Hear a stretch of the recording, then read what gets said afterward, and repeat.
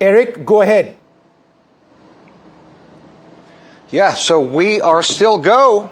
Okay. Again, the last minute issue, Vishnu, as you said, that came down to about a minute or two before they would have had to call this thing off.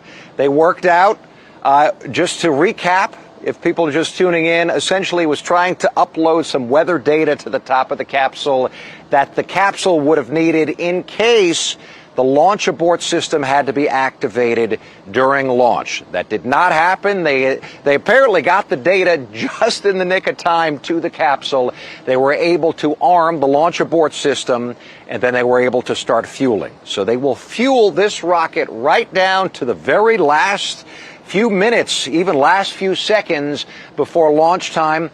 Then essentially power transitions to the rocket, to the Falcon 9 and the SpaceX capsule, and then the computers fire up, and then these astronauts are headed skyward. I mean, all of this is going to happen very quickly. It really, there's really not a whole lot that typically, I don't want to jinx it, but there's really not a whole lot that typically goes wrong in these last few seconds. Once they start fueling, they see very quickly, is fueling going successfully? It is. And so typically they top off the tanks, and then they go. Transfer power, set up the ground launch sequencer, and then they lift off. All right.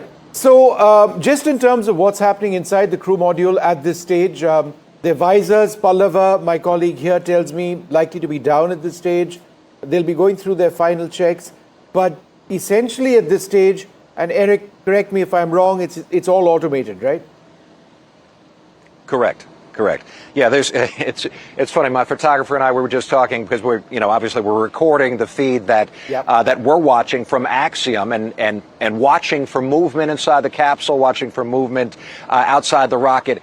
The thing is, for the last hour and a half or so, there's really nothing going on. Now it's just the computers in mission control and the team, those 4 astronauts who are now facing skywards because their seats have retracted, because they want NASA and SpaceX and also Axiom, as they lift off, they want the G-forces to go through their chest as they're laying back instead of straight up and down.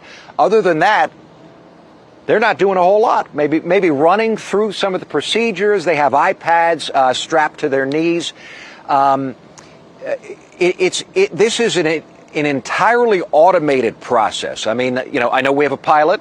I know he's your pilot, but there's not a whole lot to do because this sequence, as I said, the ground launch sequencer takes over in the final seconds before the countdown, and this rocket essentially flies itself to the International Space Station.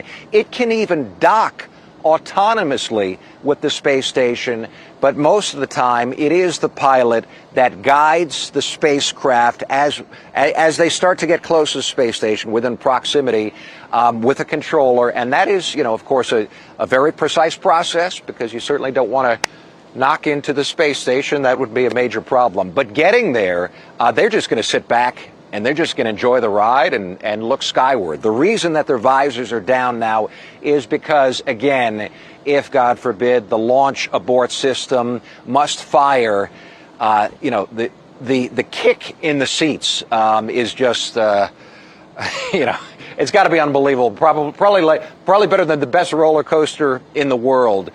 Do we know what G-forces that would be, Eric?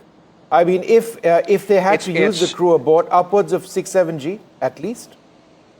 It's got to be. I can tell you, I flew with the Air Force Thunderbirds here in an F-16, and we hit 9 Gs in a very tight banking turn, and that was just about all I felt my body could handle. Yeah. So, I know it's up there. I know it's really intense because think about this, Vishnu. So, again.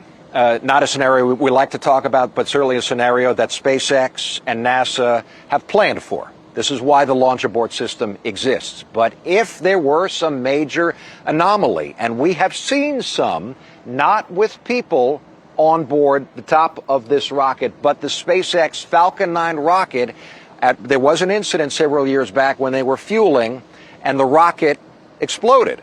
So Elon Musk tweeted right after that, and he said our launch abort system is so good that it was a satellite that was on top of the rocket at the time, but had there been the Dragon crew capsule with astronauts inside, they would have instantaneously been blasted out of, as I said earlier, harm's way. So these thrusters fire up in milliseconds. I mean, you blink and the capsule is already lifting off because, of course, an explosion is instantaneous, except what SpaceX did when that happened several years back, they slowed the video down, and you could see that capsule would have had time within milliseconds to lift off by the time that the rocket started to disintegrate and might have put anyone in danger had there been a capsule on that rocket at the time.